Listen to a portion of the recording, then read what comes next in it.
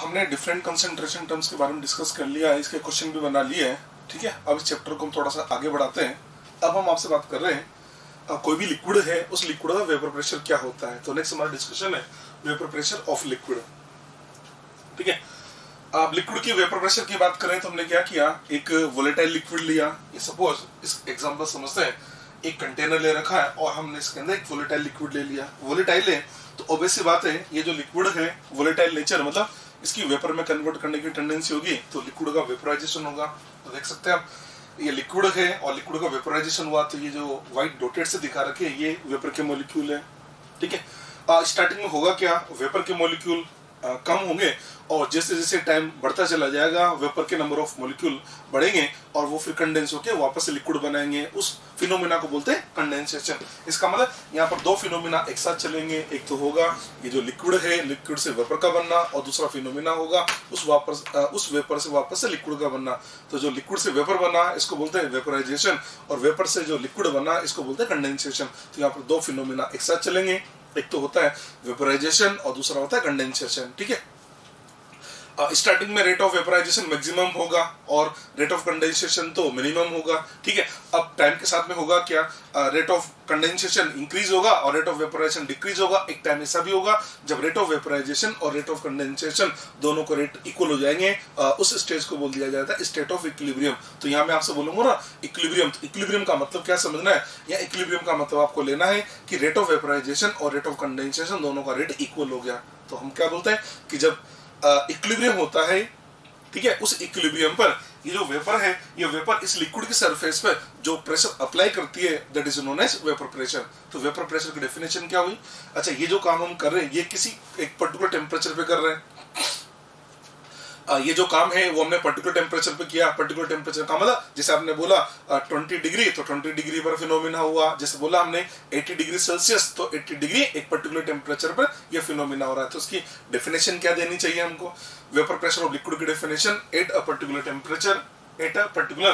Temperature the pressure exerted by the vapor on the surface of liquid when liquid and its vapor are in equilibrium is called vapor pressure। मतलब जब liquid और vapour equilibrium पे है, उस equilibrium पर ये vapour इस liquid की सरफेस पे जो प्रेशर अप्लाइड करती है, जो प्रेशर एक्सर्ट करती है, that is known as vapour pressure. ये वेपर प्रेशर की डेफिनेशन होती है।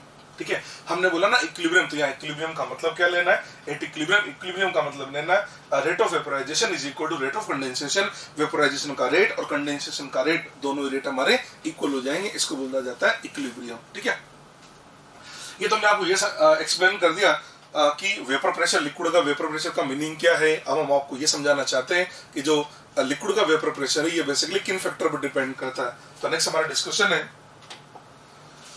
Factors affecting vapour pressure. हम आपको बता देते हैं कि जो वेपर प्रेशर है ये वेपर प्रेशर किन किन फैक्टर पर डिपेंड करता है। सबसे फर्स्ट फैक्टर आता है नेचर ऑफ लिक्विड। आपने जो लिक्विड काम में लिया, ठीक है, आप इसको समझना।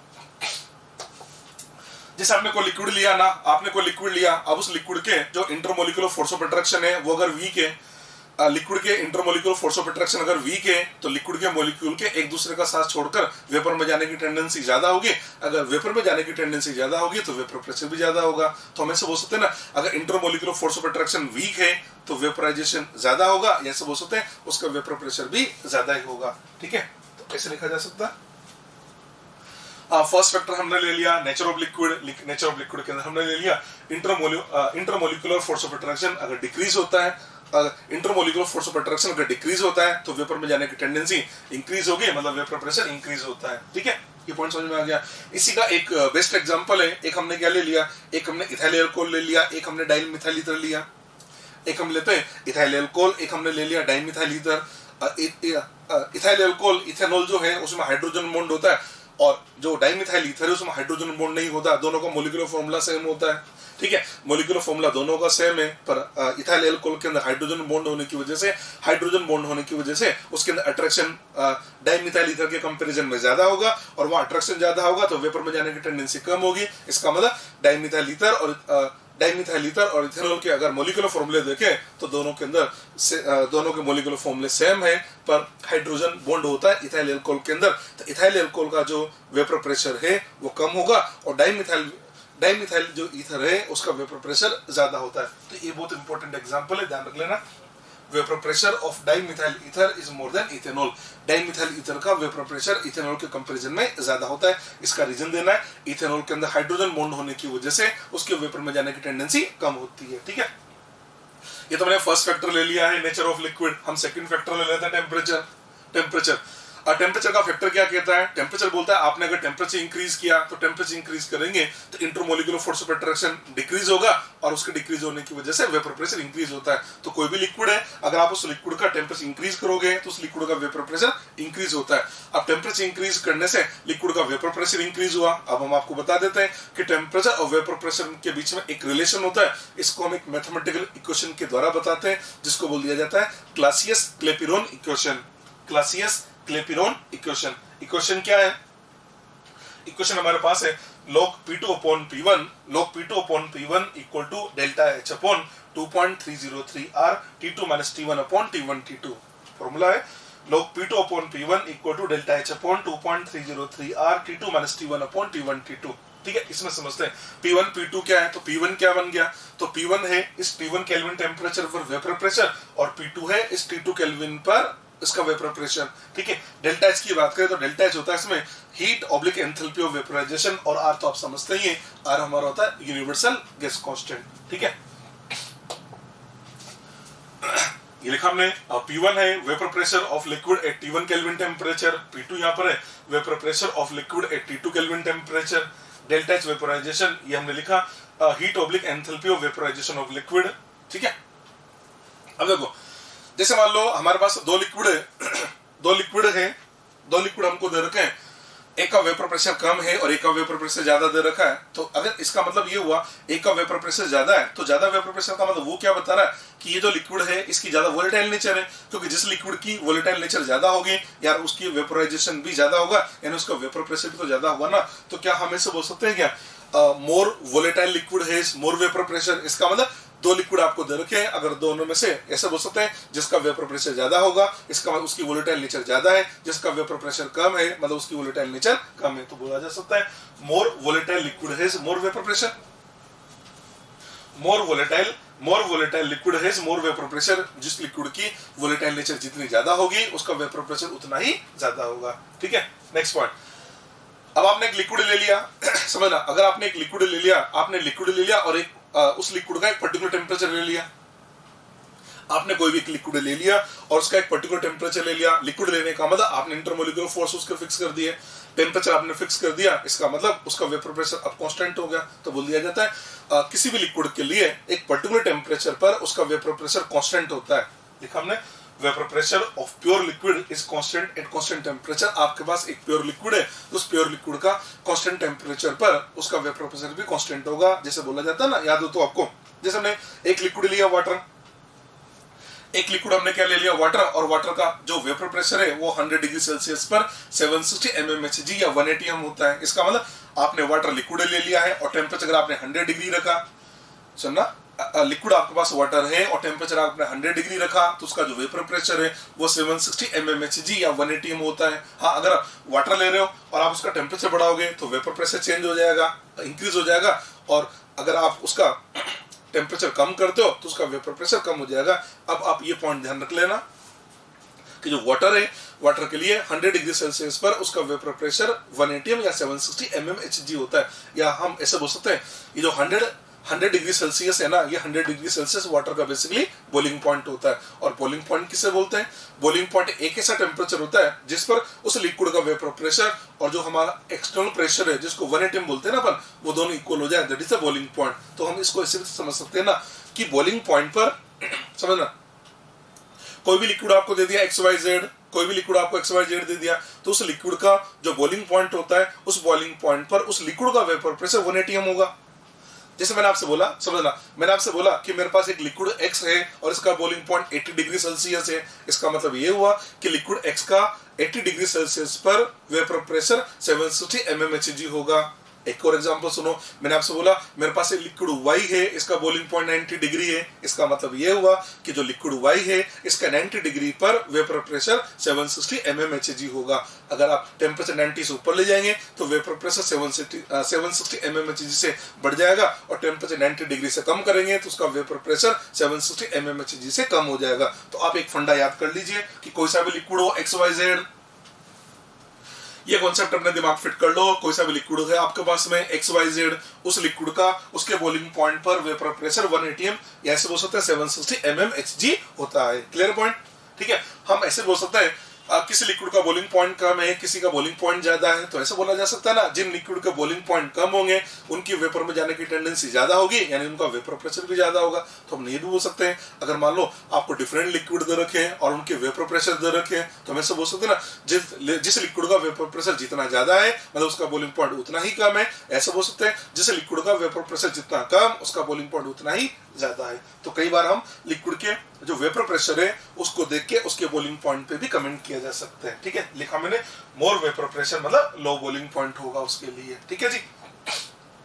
दूसरी बात, जैसे आपने कोई लिक्विड ले लिया ना, अभी हम प्योर लिक्विड की बात कर रहे हैं, आपने प्योर लिक्विड ले लिया, तो जैसे मैंने आपसे बोला ना कि जो वाटर है, वाटर के लिए 100 डिग्री सेल्सियस पर उसका वेपर प्रेशर 760 mmHg होगा। अब वाटर आप कितना भी अमाउंट ले लो, वाटर का कितना भी अमाउंट ले लो, आप चाहे वाटर 1 लीटर ले लो या 1000 लीटर ले लो, उसका वेपर प्रेशर तो 760 mmHg रहेगा ना। इसलिए बोल दिया जाता है कि जो प्योर लिक्विड होता है ना, एक जो सिंगल लिक्विड है उसका जो वेपर प्रेशर है उसकी क्वांटिटी पे डिपेंड नहीं करता, इसलिए बोल दिया जाता है ये होता है इंटेंसिव प्रॉपर्टी। इंटेंसिव प्रॉपर्टी किससे बोलते हैं? ऐसी प्रॉपर्टी जो उसके अमाउंट पर डिपेंड नहीं करती है उसको बोलते हैं इंटेंसिव प्रॉपर्टी, जो अमाउंट पर डिपेंड करते हैं उसको बोलते हैं एक्सटेंसिव प्रॉपर्टी। तो लिखा हमने vapour pressure is independent of quantity of liquid and shape of container, और वो जो कंटेनर आपने काम में लिया उस कंटेनर की शेप कैसी है ये उस पर भी डिपेंड ही नहीं करता है। अब लिख दिया हमने पॉइंट है, vapour pressure is intensive property. Intensive क्यों बोला? इंटेंसिव इसलिए बोला क्योंकि ये क्वांटिटी पे डिपेंड नहीं करता है, और जो क्वांटिटी पे डिपेंड नहीं करता है, जो क्वांटिटी पे डिपेंड नहीं करेगा वो बन जाता है इंटेंसिव प्रॉपर्टी। ठीक है, ये पॉइंट्स इसके लिए बता देंगे।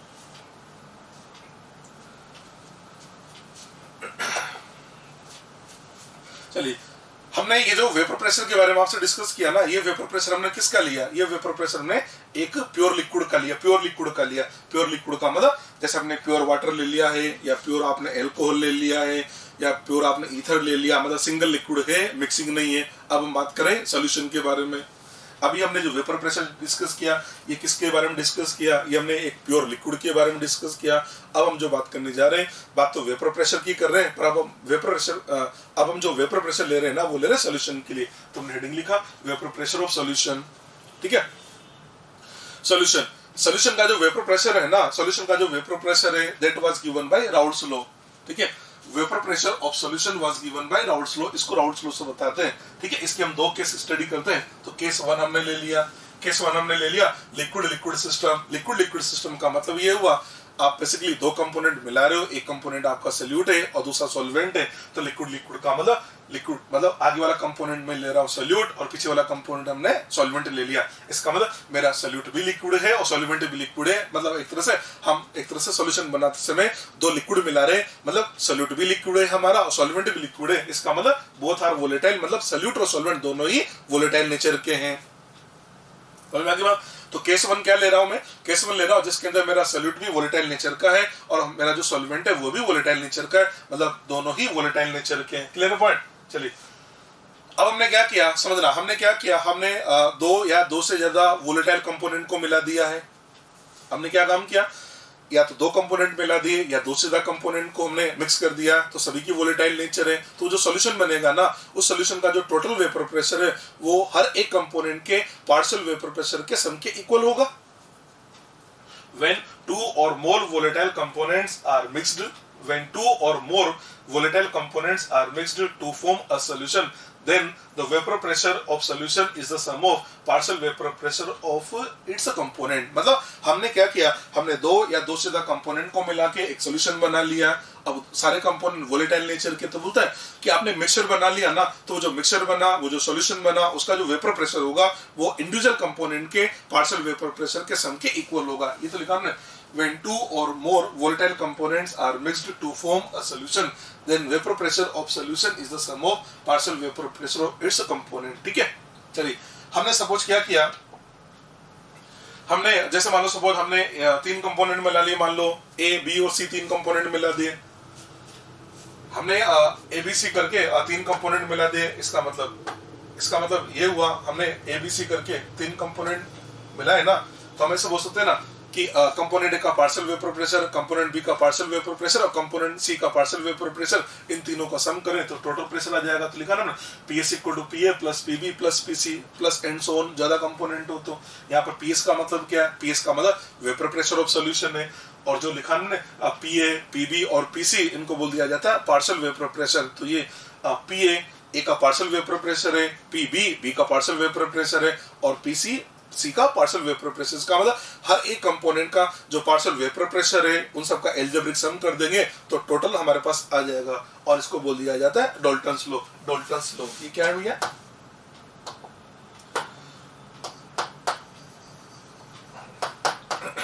डाल्टन्स लॉ, ये डाल्टन्स ने बताया था। और डाल्टन ने बताया कि जैसे बहुत सारे कंपोनेंट हो ना, और उसका अगर आपको सम करना है, उन सभी कंपोनेंट का सम कर दे, उन सभी कंपोनेंट का अगर हम सम करें, पार्शियल प्रेशर का अगर सम करें तो हमारे पास में टोटल वेपर प्रेशर आ जाता है। क्लियर पॉइंट, ये लीजिए हमने डाल्टन्स लॉ लिख दिया। ठीक, चलिए अब पार्शियल वेपर प्रेशर की बात करें, हम बात करें पार्शियल वेपर प्रेशर के बारे में। पार्शियल वेपर प्रेशर, तो पार्शियल वेपर प्रेशर का क्या मतलब है, हमने एक गैसेस मिक्सर बना लिया है। हम बात करें पार्शियल वेपर प्रेशर के बारे में, तो पार्शियल वेपर प्रेशर क्या है उसको समझ लेते हैं। हमने बहुत सारे कंपोनेंट को मिला के एक हमने मिक्सर बना लिया, ठीक है। तो क्या बोलता है कि तो उसका जो टोटल प्रेशर है, उस टोटल प्रेशर के अंदर हर एक कंपोनेंट का जो उसका पार्ट है, ऐसे बोल सकते हैं हर एक कंपोनेंट जो प्रेशर उसमें एग्जर्ट करेगा, ऐसे बोल सकते हैं pressure exerted by a component in a gases mixture और vapour mixture is called partial pressure. मतलब ये हुआ कि जैसे मान लो सपोज आपके पास एक गैसेस मिक्सचर है, उस गैसेस मिक्सचर के अंदर हर एक कंपोनेंट का जो पार्शियल प्रेशर होगा इंडिविजुअल का जो प्रेशर में कंट्रीब्यूशन है वो उसका पार्शियल प्रेशर कहलाएगा। ये देखा ना हमने, pressure exerted by a component, pressure exerted by a component in a gaseous mixture or vapor mixture is called partial vapor pressure। ठीक है, ठीक। अब हमने क्या किया, हमने सपोज अब मान लेते हैं हमने ए और बी दो वोलेटाइल कंपोनेंट मिला दिए, ठीक है, समझना। For a solution of volatile liquid the vapour pressure of, अब मैं ये तो मैंने आपको ये बताया कि आपने एक से ज्यादा वोलेटाइल कंपोनेंट को मिला दिया तो जितने भी कंपोनेंट है उनका पार्शियल वेपर प्रेशर का सम टोटल वेपर प्रेशर के इक्वल होता है। ये तो हमने आपको समझा दिया, ठीक है, ये तो मैंने बताया। ये तो डाल्टन्स लॉ है। राउल्ट्स लॉ क्या कहता है वो समझाना चाह रहा हूं। राउल्ट ये कहता है कि आपने दो या दो से ज्यादा कंपोनेंट को मिला दिया ना, तो एक पर्टिकुलर कोई भी एक कंपोनेंट का जो पार्शियल वेपर प्रेशर होगा, किसी एक कंपोनेंट का जो पार्शियल वेपर प्रेशर होगा वो उस कंपोनेंट के प्योर स्टेट के वेपर प्रेशर और उसी कंपोनेंट की लिक्विड फेज में जो मोल फ्रैक्शन है उसके मल्टीपल के इक्वल होगा। समझ रहे हो? वापस से हमने क्या बोला, मैंने आपसे बोला आपने दो या दो से ज्यादा वोलेटाइल कंपोनेंट को मिला के एक सोल्यूशन बना लिया ना, तो किसी भी एक इंडिविजुअल कंपोनेंट का जो पार्शियल वेपर प्रेशर है वो उस कंपोनेंट के प्योर स्टेट का वेपर प्रेशर और उसी कंपोनेंट की लिक्विड फेज में जो मोल फ्रैक्शन है उसके मल्टीपल के इक्वल होता है। तो ये लिखा हमने, for a solution of volatile liquid the vapour pressure of any component at constant temperature is equal to vapor pressure of that component in pure state multiplied by mole fraction of that component in solution। ये मतलब है कि आपने दो या दो से ज्यादा कंपोनेंट को मिला दिया है तो किसी एक कंपोनेंट का जो पार्शियल वेपर प्रेशर होगा वो उस कंपोनेंट के प्योर स्टेट की वेपर प्रेशर और उसी कंपोनेंट की जो लिक्विड फेज के अंदर जो मोल फ्रैक्शन है उसके सम के इक्वल होगा। इसको अपन ऐसे समझ लेते हैं। चलिए, जैसे मान लो सपोज हमने दो कंपोनेंट ए और बी मिलाए ना, सपोज मैंने मान लिया कि पी नोट ए बन गया vapour pressure of A in pure state. आपका जो ए है उस ए का प्योर स्टेट में जो वेपर प्रेशर उसको आपने बोला पी नोट ए, उसी टाइप से पी नोट बी क्या बना, vapour pressure of B in pure state. P A को लिखा मैंने partial vapour pressure of A, P B को लिखा मैंने partial vapour pressure of B. X को मैं बोल देता हूँ mole fraction of A in liquid phase, XB mole fraction of B in liquid phase, YA, ठीक है, YA लिखा मैंने, मोल fraction of A in vapour phase. देखो मोल फ्रैक्शन एक तो हम लिखेंगे लिक्विड फेज में, एक हम लिखेंगे वेपर फेज में। लिक्विड फेज में जो मोल फ्रैक्शन है उसको हमने लिखा XA से, और वेपर फेज में जो मोल फ्रैक्शन है उसको लिखा हमने YA से। तो हमने लिखा XA mole fraction of A in liquid phase, XB mole fraction of B in liquid phase। YA की बात करें तो YA बनेगा मोल fraction of A in vapour phase, और Y भी बनेगा हमारा मोल fraction of B in vapour phase, ठीक है। चलिए, अभी भी हमने आपसे क्या बोला, अभी भी मैंने आपसे ये तो बोला ना कि जो कोई भी कंपोनेंट है उस कंपोनेंट का जो पार्शियल वेपर प्रेशर होगा वो उसी कंपोनेंट की प्योर स्टेट का वेपर प्रेशर और उसी कंपोनेंट की लिक्विड फेज में मोल फ्रैक्शन के मल्टीपल के इक्वल होगा। ये तो मैंने आपसे बोला। इसका मतलब अगर मेरे को लिखना है ए का पार्शियल वेपर प्रेशर, तो ए का पार्शियल वेपर प्रेशर क्या लिखूंगा मैं, ए का जो पार्शियल वेपर प्रेशर वो क्या लिखा मैंने, P note a into x है, ये नोट लिखा हुआ ना, पी नोट है इंटू एक्स है, ये नोट पी नोट है इंटू एक्स है। इसका मतलब पी नोट का मतलब ए का प्योर स्टेट का वेपर प्रेशर इंटू एक्स का मतलब ए की लिक्विड फेज में मोल फ्रैक्शन के इक्वल होगा, तो P A equal to P note X बन गया। इसी टाइप से आप पी बी इक्वल टू क्या लिखेंगे, आप पी नोट भी एक्स भी लिखेंगे, ठीक है, ठीक है। फिर डॉल्टन क्या बोलता है कि जितने भी पार्शियल प्रेशर है उनका सम करेंगे तो टोटल वेपर प्रेशर आ जाएगा, यानी पी एस इक्वल टू क्या आना चाहिए, P A plus P B आना चाहिए। तो पी और पी बी की वैल्यू पुट करें तो हमारे पास आ गया P S equal to P note A x A plus P note B x B. ये तो लिखा जाएगा, पी नोट लिखा हुआ, पी एस इक्वल टू हमने लिखा P S equal to P note A x A plus P note B x B, ठीक है। ये पॉइंट समझ में आ गया आपको, ठीक है। अब ये जैसे एक्स ए है ना, तो एक्स ए की जगह आप ये भी समझते होंगे एक्स ए प्लस एक्स बी 1 होता है, एक्स ए की जगह मैं 1 माइनस एक्स बी भी लिख सकता हूँ। एक्स ए की जगह लिखा मैंने 1 माइनस एक्स बी, तो ये बनेगा p S equal to P note A, x a को लिखा मैंने 1 minus x b plus P note b into x b लिख दिया, ठीक है। इसको अरेंज किया तो फॉर्मूला बना हमारे पास p S equal to P note a plus x b p note b minus P note a, ये हमारे पास आ गया। यानी एक तरह से इसको देखा जाए तो ये हमें पी एस सोल्यूशन का वेपर प्रेशर और एक्स बी के बीच में रिलेशन बताता है। ये जो इक्वेशन है ये हमको किसके बीच में रिलेशन बता रहा है, पीएस और एक्स बी के बीच में रिलेशन बता रहा है। इसका मतलब अगर मैं इसको कंपेयर करूं स्ट्रेट लाइन इक्वेशन y कोट mx प्लस c से, देखना ये तो y बन जाएगा mx प्लस c, तो इसको देख के पता लग रहा है अगर पीएस और xb का ग्राफ बनाया जाए तो एक स्ट्रेट लाइन बन जाएगा, ठीक है। ये तो आपने क्या किया, x को 1 माइनस एक्स बी लिखा, आप ये भी कर सकते थे एक्स बी की जगह 1 माइनस एक्स लिख देते तो हमारा फॉर्मूला बन जाता PS equal to P note B plus X A P note A minus P note B, ये फॉर्मूला बन जाता होगा। इसका मतलब अगर आप पीएस और एक्स ए के बीच में भी ग्राफ बनाओगे ना तो ये भी स्ट्रेट लाइन ही आपको मिलेगा, ठीक है। नेक्स्ट पेज पे हम ग्राफ की बात कर रहे हैं, आपसे देखिए इधर ग्राफ बना रहे। एक तुमने ले लिया ए का पार्शियल वेपर प्रेशर और ए का मोल फ्रैक्शन यानी पीए और एक्स ए के बीच में ग्राफ बना दिया। सेकंड हम बना रहे पीबी और एक्सबी के बीच में, और एक हम बना देते हैं पीएस और एक्स ए या पीएस एंड एक्सबी के बीच में ग्राफ बनाते हैं, समझ आ जाए। सबसे पहले बात करें पी और एक्स ए के बीच में ग्राफ क्या बनेगा, तो पी ए इक्वल टू होता है P note a into x A. P note ए तो कांस्टेंट है ना, इसका मतलब पी ए और एक्स ए एक दूसरे के प्रोपोर्शनल है। अरे पी नोट ए तो कांस्टेंट है, ये दोनों प्रोपोर्शनल है, ये प्रोपोर्शनल है। इसी टाइप से पी बी एक्स बी भी प्रोपोर्शनल होगा। देखो उधर मैंने ग्राफ बनाया, वाई स्केल पे तो मैं ले रहा हूँ वेपर प्रेशर, इसका जो वाई स्केल है ना, वाई स्केल पे तो मैंने क्या लिया, वेपर प्रेशर लिया, और एक्स स्केल पे इसका मोल फ्रैक्शन ले लेता हूँ, समझ आया था। यहाँ पे लिखा मैंने x इक्वल टू 0, अगर x ए 0, यहाँ पर x ए 1 आ गया, मतलब इधर जाने पे a का मोल फ्रैक्शन इंक्रीज हो रहा है। यहाँ x ए अगर 0 है x भी 1 होगा, क्योंकि x ए और x ए का सम तो 1 होता है, x भी 1 होगा। अगर यहाँ x भी 1 है तो यहाँ x भी हमारा 0 हो जाएगा। ये लीजिए, इधर हमने वेपर प्रेशर ले लिया, इधर मैं ले लेता हूँ b के लिए vapour pressure, partial vapour pressure of b, इधर ले लिया हमने partial vapour pressure of a, ये ले लिया, ठीक है। आप ये तो समझते हैं कि पी नोट ए और पी नोट बी ये तो कांस्टेंट होंगे, कांस्टेंट टेम्परेचर। सपोज ये इधर हम क्या ले रहे हैं, बी का पार्शियल वेपर प्रेशर, तो यही कहीं पर सपोज ये पी नोट बी, यहाँ पर मैंने मान लिया कि ये मेरा पी नोट बी यहाँ पर है, ये पी नोट बी, और इधर मैंने मान लिया ये पी नोट ए।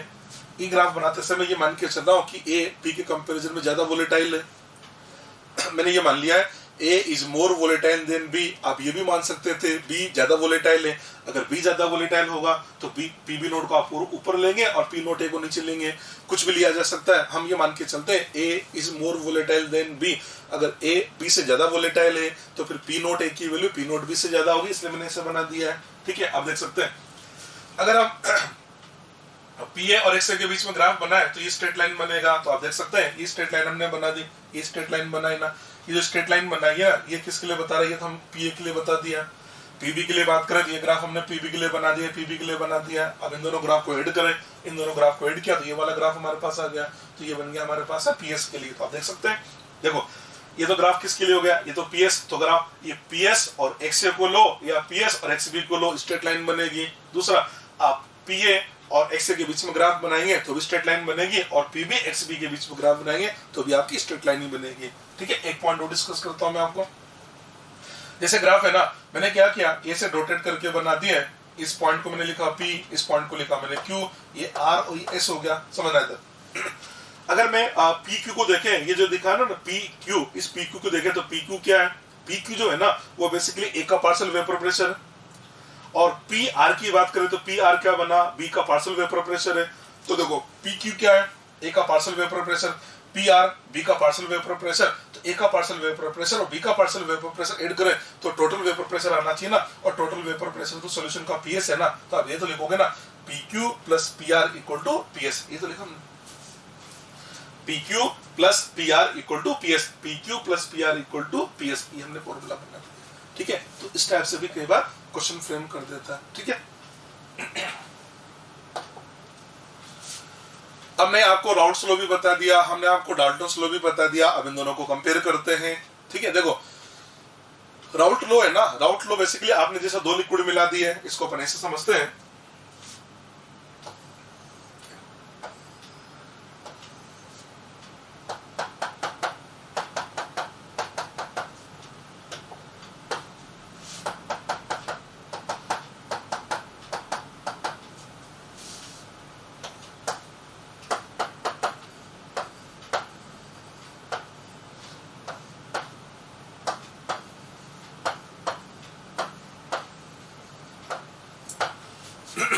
देखो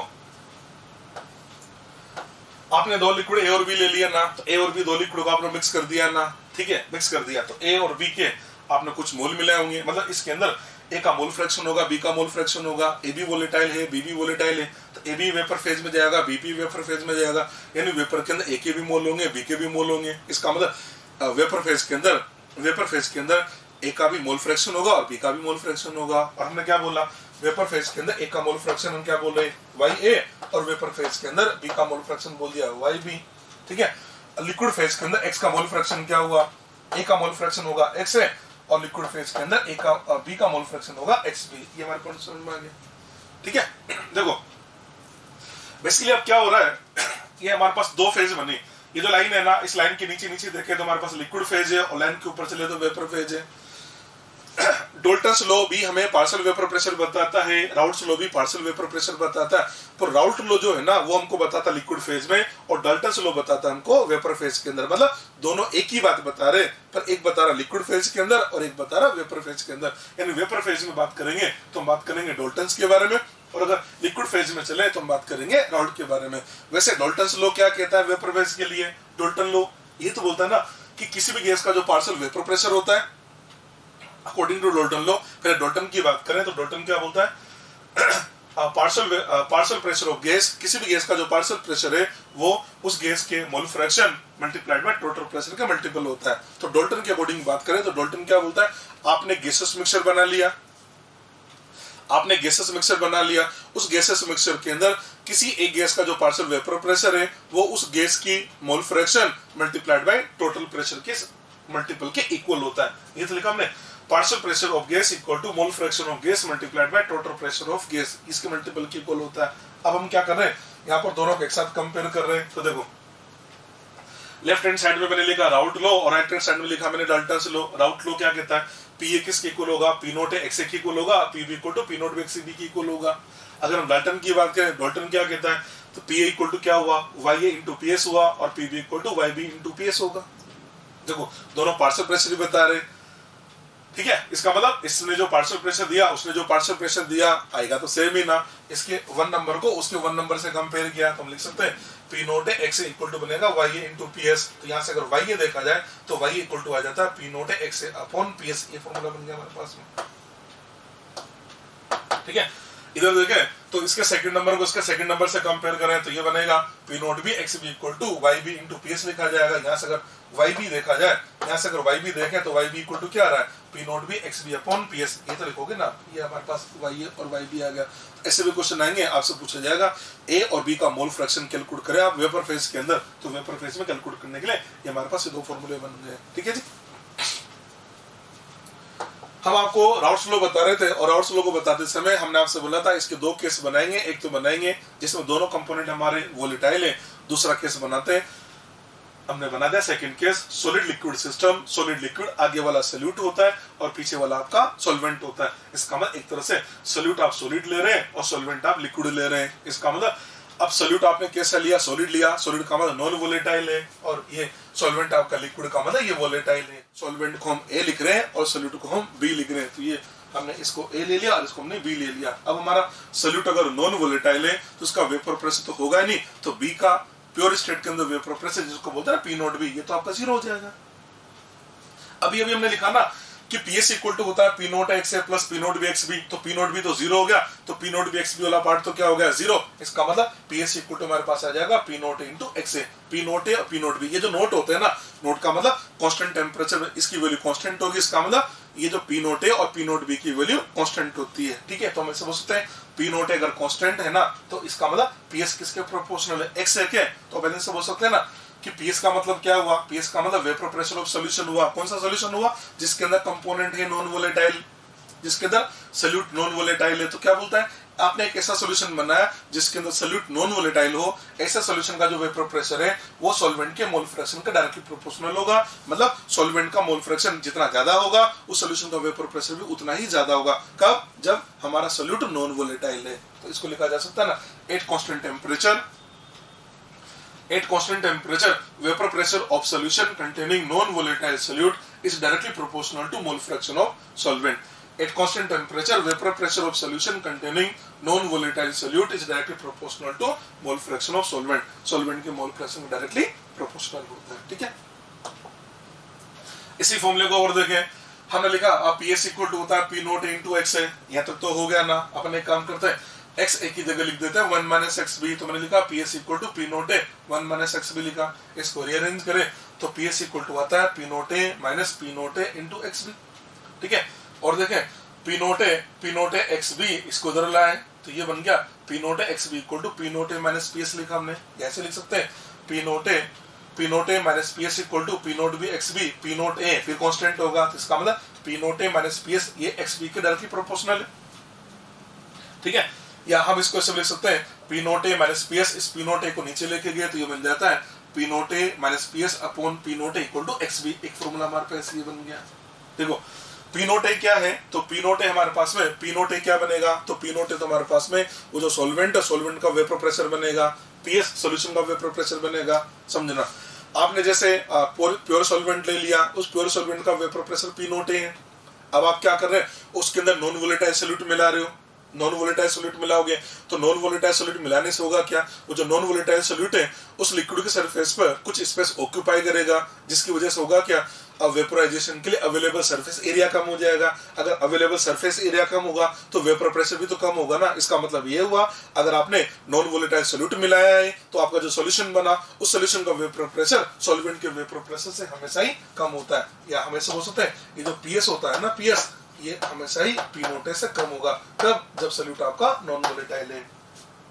समझ आ रही बात, आपका जो सोल्यूट नॉन वोलेटाइल है ना, सोल्यूट आपका अगर नॉन वोलेटाइल है तो हम इसे बोल सकते हैं कि जो सॉल्यूशन बनेगा उस सॉल्यूशन का जो वेपर प्रेशर है वो सॉल्वेंट के वेपर प्रेशर से हमेशा ही कम आएगा। जैसे अपन बोल देते हैं, जैसे आप इस समझिए 100 डिग्री सेल्सियस पर वाटर का वेपर प्रेशर 760 mmHg है। अब आप इसके अंदर नॉन वोलेटाइल का मतलब आप इसमें चाहे यूरिया मिला दो, ग्लूकोज मिला दो या सुक्रोज मिला दीजिए, इन सबको मिलाने पर जो सॉल्यूशन बनेगा उसका वेपर प्रेशर 760 से कम ही आता है। ठीक है, इसका मतलब पी नोट ए क्या हुआ, तो पी नोट ए तो उस सॉल्वेंट का वेपर प्रेशर होगा प्योर स्टेट के अंदर, और पीएस सॉल्यूशन का हो गया। तो जो जितना भी डिफरेंस आएगा ना पी नोट ए माइनस पीएस, उसको बोल दिया जाता है लोअरिंग इन वेपर प्रेशर। तो लोअरिंग का मतलब सॉल्वेंट के वेपर प्रेशर में से सॉल्यूशन का वेपर प्रेशर माइनस कर दीजिए, दैट इज द लोअरिंग। तो पी नोट ए माइनस पी एस को बोलते हैं लोअरिंग इन वेपर प्रेशर। अगर हम ऐसे लिखें, अगर हमको देखना रिलेटिव लोअरिंग, तो जब भी रिलेटिव की बात करें, रिलेटिव का मतलब लोअरिंग तो हुई पर इनिशियल के रिस्पेक्ट में कितनी हुई, इनिशियल का मतलब सॉल्वेंट, उसको लिख दिया जाता है P note A minus P S upon P note A, that is the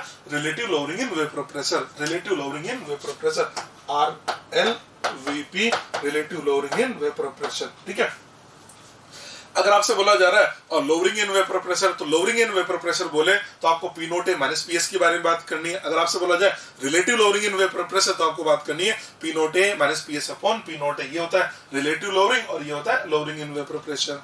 ठीक है जी, इनको देख के क्या पता लग रहा है, देखो उधर इसको देख के ये जो फॉर्मूला है इसको देख के तो क्या पता लग रहा है, इसको देख के तो ये पता लग रहा है कि जो वेपर प्रेशर में जो लोअरिंग होती है वो सॉल्यूट के मोल प्रेशर के डायरेक्टली प्रोपोर्शनल है। और ऑब्वियस सी बात है, बिल्कुल सही भी है ना, जैसे आपने कोई सॉल्वेंट लिया और सॉल्वेंट लेके उसके अंदर आप नॉन वोलेटाइल सॉल्यूट मिला रहे, तो थोड़ा सा नॉन वोलेटाइल सॉल्यूट मिलाया तो लोअरिंग थोड़ी सी होगी। अगर नॉन वोलेटाइल सॉल्यूट आप ज्यादा मिलाएंगे तो लोअरिंग भी तो ज्यादा होगी ना। ऐसे बोल सकते हैं जो लोअरिंग होती है वो सॉल्यूट के मोल फ्रैक्शन के डायरेक्टली प्रोपोर्शनल है। फॉर्मूले से हमने ये लिखा P note A minus P S is directly proportional to X B. इसका मतलब lowering in vapour pressure is directly proportional to mole fraction of solute. ठीक है, दूसरा एक तो ये लिखा, ये तो लोअरिंग है और ये रिलेटिव लोअरिंग है, तो आप देख पा रहे हैं कि जो लोअरिंग इन वेपर प्रेशर है वो तो सॉल्यूट के मोल फ्रैक्शन के डायरेक्टली प्रोपोर्शनल है, और जो रिलेटिव लोअरिंग है ना वो सॉल्यूट के मोल फ्रैक्शन के इक्वल है। एक जगह इक्वल है और एक जगह डायरेक्टली प्रोपोर्शनल है। यानी जो लोअरिंग होती है वो सॉल्यूट के मोल फ्रैक्शन के डायरेक्टली प्रोपोर्शनल होती है, और जो रिलेटिव लोअरिंग होती है वो सॉल्यूट के मोल फ्रैक्शन के इक्वल होती है। इंपॉर्टेंट पॉइंट है, समझ लेना, लोअरिंग प्रोपोर्शनल है और रिलेटिव लोअरिंग उसके इक्वल होती है। क्वेश्चन पूछा जाता है इसके ऊपर। ठीक है जी, चलिए इसी फॉर्मूले को और आगे लेके चलते हैं। ये लिखा हमने lowering in vapour pressure directly proportional to mole fraction of solute, लिख दिया हमने। Relative lowering in vapour pressure is equal to mole fraction of solute. दोनों पॉइंट इंपॉर्टेंट है। ठीक है, हम यहाँ थे P note A minus P S upon P note A equal to X B था, इस एक्स बी को लिखा मैंने N B upon N A plus N B. ठीक है, इसी फॉर्मूले का दूसरा फॉर्मेट बता रहा हूं मैं, Na प्लस एन बी। अगर हम सोल्यूशन डाइल्यूट ले लेते हैं, फॉर डाइल्यूट सोल्यूशन, डाइल्यूट का मतलब ये हुआ कि सॉल्वेंट का अमाउंट होगा ज्यादा, सॉल्यूट का अमाउंट होगा हमारा कम। यानी फॉर डाइल्यूट सोल्यूशन, अगर डाइल्यूट सोल्यूशन की बात करें तो N B is less than N A. तो अगर एन बी एन ए दोनों साथ में हो तो हम एन बी को नेग्लेक्ट कर सकते हैं ना, तो जो N A plus N B है इसकी जगह हम लिख सकते हैं एन ए। तो फॉर्मूला बनेगा P note A minus P S upon P note A equal to N B upon N A. N B का मतलब बी के मोल, इसको लिख सकते हैं W B upon M B, और एन ए को लिखा W A upon M A. तो ये फॉर्मूला हमारे पास बन गया P note A minus P S upon P note A equal to W B upon M B into M A upon W A. पर ये फॉर्मूला हम तभी काम में लेंगे जब सोल्यूशन डाइल्यूट होगा, क्योंकि आपने इस फॉर्मूले को बनाते समय अप्रोक्सीमेशन ले लिया है। तो ये लिखा ना हमने ओनली फॉर डाइल्यूट सोल्यूशन, ये केवल एप्लीकेबल ही कब है जब आपका सोल्यूशन डाइल्यूट होगा, ओनली फॉर डाइल्यूट सोल्यूशन। ठीक है, देखो अब ये जो फॉर्मूला है ना ये हमको तभी अप्लाई करना जब हमारा सोल्यूशन डाइल्यूट हो। अगर मान लो सोल्यूशन डाइल्यूट नहीं हो तो भी हम एक इस टाइप का फॉर्मूला बनाते हैं। तो मैं एक और बात कर रहा हूं आपसे, हमने ए से स्टार्ट किया था उस फॉर्मूले को, p note A minus P S upon P note A equal x b, A से स्टार्ट किया था ना, एक्स बी को लिखा था N B upon N A plus N B. एक ही ये बात लिखी। अब पर इसकी जो मैथमेटिक्स है वो थोड़ी सी मैं चेंज कर रहा हूँ। मैंने क्या किया, इसको लेफ्ट और राइट दोनों साइड में इसको इन्वर्ट कर दिया, तो लिखा जाएगा P note A upon P note A minus P S equal to N A plus N B upon N B लिखा जाएगा। एन बी से डिवाइड करें तो बनेगा N A upon N B plus 1 आ जाएगा। इस 1 को इधर ला देते हैं तो बनेगा P note A upon P note A minus P S minus 1 equal to N A upon N B लिखा जाएगा। इसको सोल्व करें तो बन गया P S upon P note A minus P S equal to N A upon N B बन गया। इसको वापस इन्वर्ट कर दे तो हमारे पास फॉर्मूला आ गया P note A minus P S upon P S equal to N B upon N A, या इसको लिख सकते हैं W B upon M B into M A upon W. आप देख रहे हैं ये फॉर्मूला एग्जैक्टली ऐसा कैसे आ गया जो अभी हमने ये लिखा था, पर इसमें डिफरेंस कितना है, इस फॉर्मूले में यहाँ पी नोट ए है और ये जो फॉर्मूला है इसमें यहाँ पर पी एस है। इसका मतलब अच्छा आप देखना यहाँ से जब हम यहाँ तक गए तो हमने कोई अप्रोक्सीमेशन लिया तो नहीं लिया। इसका मतलब ये जो फॉर्मूला है ये सॉल्यूशन चाहे हमारा डाइल्यूट हो या कंसंट्रेट हो ये तो सभी टाइप के सॉल्यूशन के लिए एप्लीकेबल होगा, पर ये जो फॉर्मूला है ना ये केवल तभी एप्लीकेबल होगा जब सॉल्यूशन आपका डाइल्यूट होता है। ठीक है, मैंने आपको 2 फॉर्मूले बताए, अब इन दोनों को मैं आपस में कंपेयर करके एक रिजल्ट बना रहा हूँ। देखो उधर हमने इनिशिएट क्या से किया, हमने शुरुआत कहाँ से करी, हमने लिखा P S equal to P note X होता है, ये समझ में आ गया। एक्स ए की जगह अगर 1 माइनस एक्स बी लिखते हैं तो इसी से बन जाता है P note A minus P S upon P note A equal to X B. ये फॉर्मूले तो ये बेसिक फॉर्मूले होते हैं। अब मैं इस फॉर्मूले से एक बार लगा रहा हूँ डाइल्यूट सॉल्यूशन के लिए, तो जैसे मैंने डाइल्यूट लिखा तो फॉर्मूला बना P note A minus P S upon P naught equal to W B upon M B into M A upon W A. अगर हम डाइल्यूट ना करें और उसी टाइप का फॉर्मूला बनाए तो ये फॉर्मूला बन गया P note A minus P S upon P S equal to इसे आ गया। इसका मतलब दोनों फॉर्मूले आपके सामने, बस डिफरेंस इतना है, यहाँ पर पी नोट ए आता है और यहाँ पर पी एस आता है। तो इसकी बात करें तो सोल्यूशन चाहे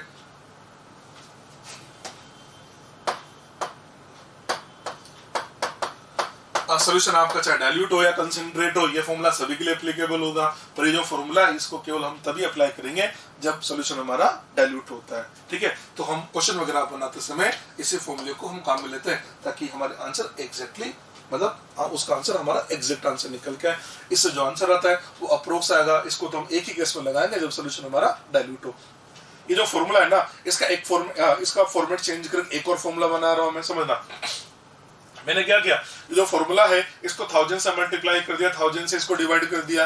ठीक है, 1000 से मल्टीप्लाई किया। अब समझना WB का मतलब weight of solute, molar mass of solute, 1000 upon mass of solvent. इस पूरे की जगह लिखा मैंने मोलिलिटी। ये मोलिलिटी, ये तो बन गया मोलिलिटी MA अपॉन 1000। तो ये फॉर्मूला बन गया P naught A minus PS upon P naught equal to molality into MA upon 1000। ये फॉर्मूला बन गया। आप इसमें भी सेम ऐसे कर सकते हैं, 1000 से मल्टीप्लाई कर दो, 1000 से डिवाइड कर दो, तो फॉर्मूला बनेगा P naught A minus PS upon PS equal to molality into MA upon 1000। तो ये फॉर्मूला बना दिया इन टर्म्स ऑफ मोलिलिटी। तो कई बार ऐसे भी क्वेश्चन आते हैं जिसके अंदर हमको मोलिलिटी निकालना हो, तो फिर हम उस केस में ये फॉर्मूला डायरेक्ट मोलिलिटी का लगा के आंसर लेके आ जाएंगे। ठीक है।